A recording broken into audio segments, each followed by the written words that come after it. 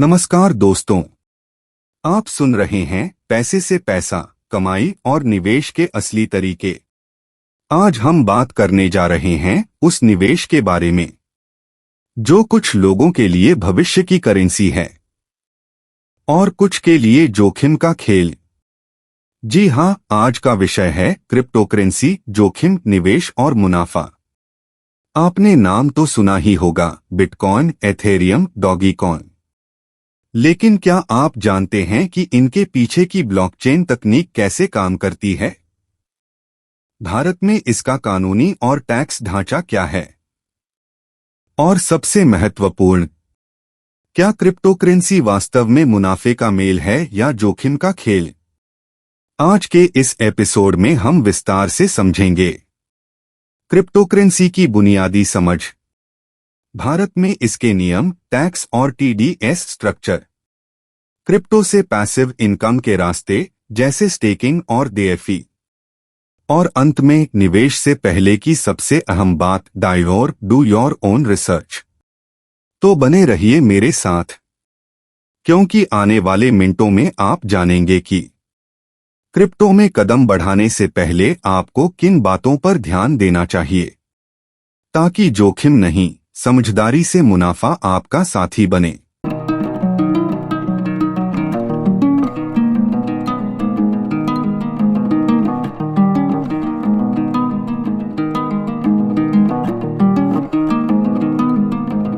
Crypto ये एक ऐसा शब्द है जो आजकल हर जगह सुनाई देता है। हर जगह एक ऐसी डिजिटल दुनिया जिसने कुछ लोगों को रातों रात अमीर बना दिया तो कुछ को बड़ा नुकसान भी पहुंचाया। बिल्कुल। आज हमारे पास जो दस्तावेज हैं वो इसी दुनिया को समझने के लिए एक गाइड जैसे हैं। तो आज हम इनकी मदद से ये समझने की कोशिश करेंगे कि क्या क्रिप्टो वाकई भारत के एक आम निवेशक के लिए दौलत बनाने का मौका है या फिर ये बस एक डिजिटल मायाजाल है। ये सवाल बिल्कुल सही है और हमारे जो स्रोत हैं वो इसी की परतें खोलते हैं। ये कोई निवेश की सलाह नहीं है, ये बस एक पड़ताल है। हम इस तकनीक की बुनियाद, भारत में इसके नियम, इसके जोखिम और मुनाफे की संभावनाओं को खंगालेंगे ताकि हर कोई खुद के लिए एक फैसला ले सके। बिल्कुल। तो चलिए शुरू करते हैं बिल्कुल बेसिक से। इन दस्तावेजों के मुताबिक ये क्रिप्टो करेंसी आखिर है क्या? ये कहा जाता है कि इस पर किसी सरकार या बैंक का कंट्रोल नहीं है। ये बात सुनने में थोड़ी अजीब लगती है। अजीब इसलिए लगती है क्योंकि हम हमेशा से एक सेंट्रलाइज सिस्टम के आदी रहे हैं, है ना, जहां रिजर्व बैंक जैसी एक संस्था सब कुछ कंट्रोल करती है। क्रिप्टो इसका ठीक उल्टा है, ये डिसेंट्रलाइज्ड है और इसकी जो रीढ़ की हड्डी है वो है ब्लॉकचेन नाम की एक तकनीक। हाँ, ब्लॉकचेन, ये शब्द तो मैंने 100 बार सुना होगा, पर ईमानदारी से कहूंगी आज तक ठीक से समझ नहीं आया। सुनने में लगता है जैसे कोई बहुत ही मुश्किल, कोई इंजीनियरिंग की चीज हो। नहीं, स्रोत में इसे बहुत आसानी से समझाया गया है। इसे ऐसे समझिए कि ये एक पब्लिक डिजिटल बही खाता है। एक मिनट, बही खाता? मतलब जैसे किसी दुकानदार का वो खाता होता है जिसमें सारे लेन देन लिखे होते हैं? बिल्कुल वही। पर ये हजारों कंप्यूटर पर कैसे फैला हुआ है? क्या इसका ये मतलब है कि हर लेन देन की एक कॉपी मेरे और आपके कंप्यूटर पर भी हो सकती है? बिल्कुल, यही तो इसका जादू है। जब भी कोई लेन देन होता है तो वो एक ब्लॉक में दर्ज हो जाता है और उस ब्लॉक की जानकारी वो दुनिया भर में फैले हजारों कंप्यूटरों पर एक साथ अपडेट हो जाती है। अच्छा। अब सोचिए, अगर किसी एक कंप्यूटर पर रिकॉर्ड बदलना है तो उसे बाकी हजारों कंप्यूटरों पर भी एक साथ बदलना होगा, जो कि लगभग नामुमकिन है। और यही चीज इसे इतना सेफ और ट्रांसपेरेंट बनाती है। एग्जैक्टली। अच्छा, तो कोई एक बॉस नहीं है, बल्कि सब मिलके सिस्टम को चला रहे हैं और एक दूसरे पर नजर भी रख रहे हैं। अब समझ आया। तो इन दस्तावेजों में इसी तकनीक पर बने 3 मुख्य स्तंभों का जिक्र है। पहला और सबसे मशहूर नाम बिटकॉइन। हाँ, बिटकॉइन। इसे अक्सर डिजिटल गोल्ड कहा जाता है। ये 2009 में शुरू हुई पहली क्रिप्टो करेंसी है। लेकिन यहाँ एक दिलचस्प विरोधाभास है। वो क्या? देखिए, सोना हजारों सालों से स्थिर है, तभी तो वो मूल्य का भंडार है ना? सही बात है। जबकि बिटकॉइन वो तो बहुत अस्थिर है, रातों रात 20-30% ऊपर नीचे हो जाता है। तो फिर ऐसे डिजिटल सोना क्यों कहते हैं? ये तो सोने के बिल्कुल उल्टा व्यवहार कर रहा है। क्योंकि लोग इसमें मूल्य के भंडार की संभावना पर दाव लगा रहे हैं, उसकी मौजूदा स्थिरता पर नहीं। अच्छा। उनका मानना है कि भविष्य में जब इसकी सप्लाई सीमित हो जाएगी और मांग बढ़ेगी, तब ये सोने की तरह स्थिर हो जाएगा। तो बिटकॉइन में निवेश करना आज सोने में निवेश करने जैसा नहीं है, बल्कि ये भविष्य पर एक बहुत बड़ा दाव लगाने जैसा है। ये एक बहुत जरूरी फर्क है जो समझना चाहिए। बिल्कुल। दूसरा स्तंभ बताया गया है इथेरियम। स्रोत कहते हैं कि यह सिर्फ एक मुद्रा नहीं बल्कि एक पूरा प्लेटफॉर्म है।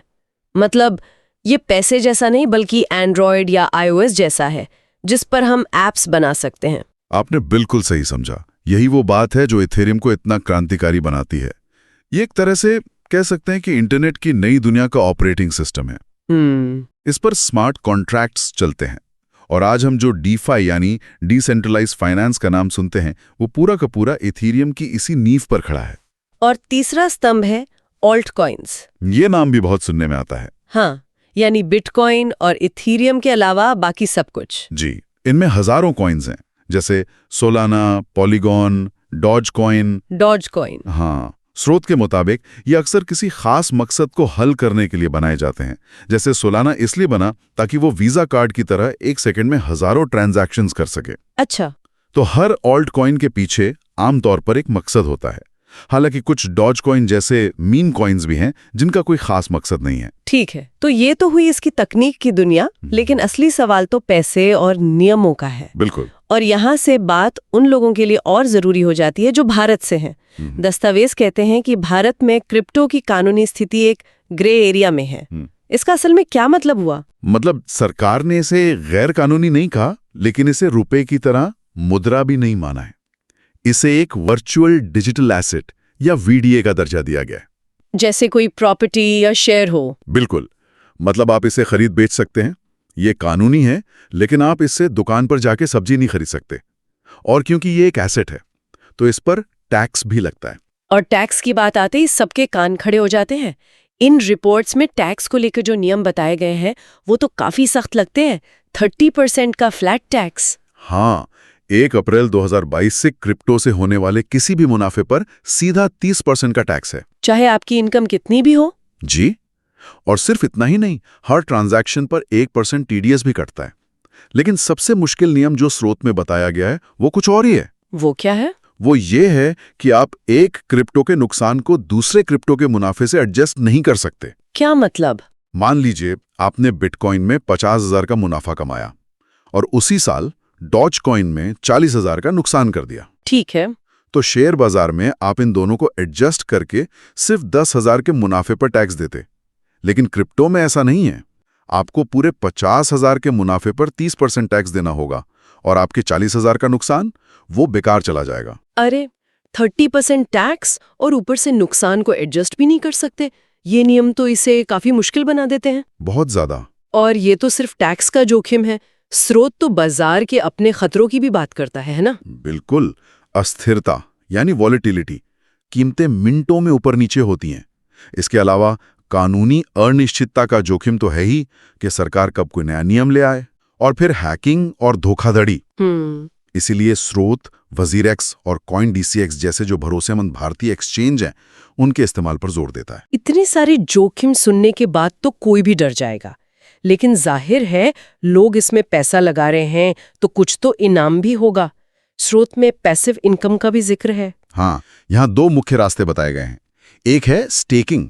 इसकी तुलना आप फिक्स डिपॉजिट से कर सकती हैं। एफडी से? हाँ, जैसे आप एफडी में बैंक को अपना पैसा देते हैं और वो आपको ब्याज देता है, वैसे ही स्टेकिंग में आप अपनी क्रिप्टो को उस नेटवर्क की सुरक्षा के लिए लॉक कर देते हैं।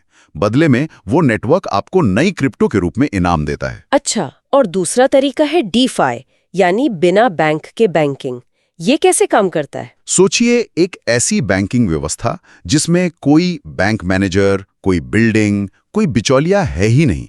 सब कुछ कोड पर चलता है। सब कुछ कोड पर? हाँ, लोग सीधे एक दूसरे को क्रिप्टो उधार देते और लेते हैं। क्योंकि कोई बिचौलिया नहीं है इसलिए ब्याज ज्यादा मिल सकता है, कभी-कभी 15% तक भी। 15%? लेकिन स्रोत ये भी साफ करता है कि जब कोई इंसान नहीं, सिर्फ कोड होता है, तो अगर वो कोड हैक हो गया तो आपका पैसा 1 सेकंड में गायब। ओह, तो जितना बड़ा इनाम उतना ही बड़ा जोखिम। बिल्कुल। और इसी पूरी कहानी को समझाने के लिए इन दस्तावेजों में एक बहुत अच्छी केस स्टडी दी गई है, मुंबई की एक कॉलेज छात्रा प्रिया की। अच्छा। ये कहानी वाकई बहुत कुछ कहती है। हाँ, ये केस स्टडी बहुत कुछ सिखाती है। प्रिया ने 2020 में अपनी पॉकेट मनी से सिर्फ 10,000 रुपए का निवेश किया। सिर्फ 10,000 से? हाँ, और उसने भी समझदारी से इसे बांटा 6,000 बिटकॉइन में, जो ज्यादा सेफ है, और 4,000 इथेरियम में। और फिर आया 2021, जब बाजार आसमान छू रहा था। जी, उनके 10,000 रुपए 38,000 बन गए, लगभग 4 गुना का रिटर्न। बिल्कुल। ज्यादातर लोग यहीं पर लालच में आ जाते, लेकिन प्रिया ने इसके बाद जो किया वो सीखने वाली बात है। क्या किया उन्होंने? उन्होंने और पैसा लगाने की बजाय 18,000 रुपए निकालकर अपना मूल निवेश और थोड़ा मुनाफा दोनों सुरक्षित कर लिया। मतलब अब उनका जो पैसा बाजार में लगा हुआ था वो सिर्फ मुनाफे का पैसा था। अगर वो डूब भी जाता तो उनकी जेब से कुछ नहीं जाता। एग्जैक्टली, ये बहुत स्मार्ट मूव था। और फिर उन्होंने बचे हुए 20,000 का क्या किया? उन 20,000 को उन्होंने एक ऑल्ट कॉइन पोल्का डॉट में लगाया, जिस पर उन्होंने खुद अच्छी रिसर्च की थी, और अगले 6 महीनों में वो निवेश बढ़कर 1 लाख रुपए तक पहुंच गया। 1 लाख रुपए? ये सुनने में तो बहुत अच्छा लगता है, लेकिन क्या स्रोत में ये भी बताया गया है कि ये कितना किस्मत का खेल था? क्योंकि 2021 में तो पूरा बाजार ही ऊपर जा रहा था। अगर आज कोई यही रणनीति अपनाए तो क्या नतीजा यही होगा? आपका सवाल बहुत वाजिब है, और स्रोत इस बात को मानता है कि बाजार के समय का प्रियो को बहुत फायदा मिला। तो फिर इससे सीखा क्या जाए? देखिए, शायद आज नतीजा इतना शानदार ना हो, लेकिन यहाँ सीखने वाली बात नतीजा नहीं बल्कि प्रक्रिया है। प्रक्रिया? हाँ, उसके सिद्धांत देखिए। छोटी शुरुआत करो, सुरक्षित कॉइन्स में निवेश करो, मुनाफा बाहर निकालो, और ज्यादा जोखिम वाले कॉइन्स में सिर्फ मुनाफे का पैसा लगाओ, वो भी पूरी रिसर्च के बाद। सही बात है। ये सिद्धांत तो किसी भी बाजार में काम आएंगे। बिल्कुल। तो अगर कोई प्रिया की तरह समझदारी से शुरुआत करना चाहता है तो उसके लिए पहला कदम क्या होना चाहिए? स्रोत कुछ ठोस कदम बताता है ना? हाँ, और पहला नियम है पहले सुरक्षा फिर निवेश। इसका मतलब है DYOR, अपनी रिसर्च खुद करें। किसी यूट्यूबर या दोस्त की बातों में आकर निवेश ना करें। बिल्कुल नहीं। और सबसे जरूरी, अपनी इमरजेंसी फंड या घर के खर्चों का पैसा वो कभी ना लगाएं। केवल वही पैसा लगाएं जिसे खोने का दुख ना हो। और दूसरा कदम है किसी विश्वसनीय एक्सचेंज पर अकाउंट बनाना और बहुत छोटी रकम से शुरू करना, शायद 500 या 1,000 रुपए से। बिल्कुल। स्रोत कहता है कि पहली बार में पैसा कमाने के लिए नहीं, सीखने के लिए निवेश करें। बिटकॉइन या इथेरियम खरीदे बेचें ताकि प्लेटफॉर्म समझ में आए और बाजार के उतार चढ़ाव की आदत भी हो जाए। जी, और एक ट्रेडिंग जर्नल बनाने की भी सलाह दी गई है। अपनी हर खरीद बिक्री का कारण लिखें। कुछ महीनों बाद जब आप उसे पढ़ेंगे तो अपनी गलतियों से बहुत कुछ सीखेंगे। तो कुल मिलाकर अगर हम इन सभी दस्तावेजों का सार निकालें तो ये क्रिप्टो करेंसी को एक दोधारी तलवार की तरह पेश करते हैं। इसमें रातों रात पैसा गंवाने का जोखिम है, लेकिन अगर समझदारी और धैर्य से काम लिया जाए तो असाधारण रिटर्न की संभावना भी है। बिल्कुल। जो मुख्य बात निकल कर आती है वो ये है कि ये कोई लॉटरी का टिकट नहीं है। सफलता का राज लालच और डर को काबू में रखने में है, अपनी रिसर्च करने में है, और लंबी अवधि के लिए सोचने में है। तो हम अपने शुरुआती सवाल पर वापस आते हैं। क्या ये एक मौका है या मायाजाल? इन दस्तावेजों को पढ़कर लगता है कि ये दोनों हो सकता है। ये इस पर निर्भर करता है कि निवेशक इसे कैसे अपनाता है। सही कहा। और जाते जाते एक विचार जिस पर गौर किया जा सकता है, वो क्या है? अगर इसके पीछे की तकनीक यानी ब्लॉकचेन वाकई इतनी क्रांतिकारी है, तो सोचिए क्या होगा जब सिर्फ फाइनेंस ही नहीं बल्कि सप्लाई चेन, वोटिंग सिस्टम, जमीन के रिकॉर्ड और आर्ट जैसी पूरी की पूरी इंडस्ट्रीज इस पर चलने लगेंगी। तब इसका क्या मतलब होगा जब कोई सिर्फ एक करेंसी में नहीं बल्कि भविष्य की एक पूरी डिजिटल दुनिया की नींव में निवेश कर रहा हो। आज आपने जाना कि क्रिप्टो करेंसी सिर्फ एक ट्रेंड नहीं बल्कि उच्च जोखिम और उच्च मुनाफे का एक ऐसा क्षेत्र है जहां ज्ञान ही आपकी सबसे बड़ी सुरक्षा है।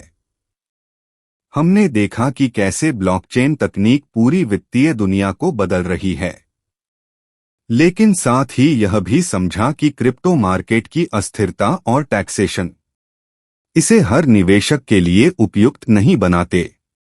अगर आप इसमें कदम रखना चाहते हैं तो याद रखिए, निवेश हमेशा उतना ही करें जितना खोने का जोखिम आप उठा सकते हैं, और कभी भी बिना अपनी रिसर्च के किसी ट्रेंड के पीछे न भागें। क्रिप्टो हो या कोई भी निवेश, सफल वही है जो जोखिम को समझकर रणनीति से आगे बढ़े। आप सुन रहे थे पैसे से पैसा, कमाई और निवेश के असली तरीके। हर शुक्रवार हम लाते हैं ऐसे एपिसोड जो आपको वित्तीय रूप से और समझदार बनाते हैं। अगर यह एपिसोड उपयोगी लगा हो तो इसे शेयर करें और स्पॉटिफाई, जियो सावन, Amazon म्यूजिक या यूट्यूब पर हमारे शो को फॉलो या सब्सक्राइब करें। और हाँ, पूरी जानकारी के लिए मेरी ई-बुक पैसा से पैसा जरूर पढ़े। लिंक डिस्क्रिप्शन में उपलब्ध है। फिर मिलते हैं अगले शुक्रवार एक नए विचार और निवेश की नई दिशा के साथ। तब तक याद रखिए, ज्ञान में निवेश ही सबसे सुरक्षित निवेश है।